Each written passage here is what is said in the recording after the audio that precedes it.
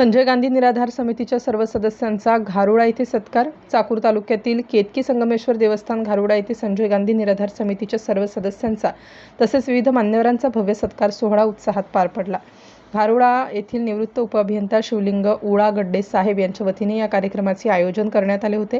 यावेळी लातूर जिल्हा परिषद सदस्य भानुदास दादा पोटे, संजय गांधी निराधार समिती चाकूरचे चेअरमन सिद्धेश्वर आप्पा अंकलकोटे, पंचायत समितीचे उपसभापती भुजंगराव शिंदे, सदस्य गजानन होंदराव यांच्यासह अनेक मान्यवर उपस्थित होते. तसेच संजय गांधी निराधार समितीचे सदस्य रामभाऊ कसबे, खुदबुद्दीन घोरवाडे, राष्ट्रवादी काँग्रेसचे जिल्हा उपाध्यक्ष अर्जुन काका मद्रेवार, पांडुरंग धडे, केरबा शेडके, मधुकर मुंडे, अब्दुलभाई शेख, नागुराव पाटील, बिलालखान पठाण आणि गावातील अनेक प्रतिष्ठित नागरिक मोठ्या संख्येने उपस्थित होते.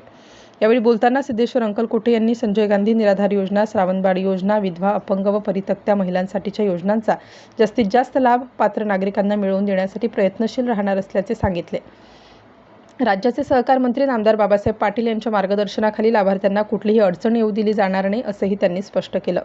कार्यक्रमाचे सूत्रसंचालन मनोज उळागड्डे यांनी केले तर आभार प्रदर्शन उमाकांत बुके यांनी मानले.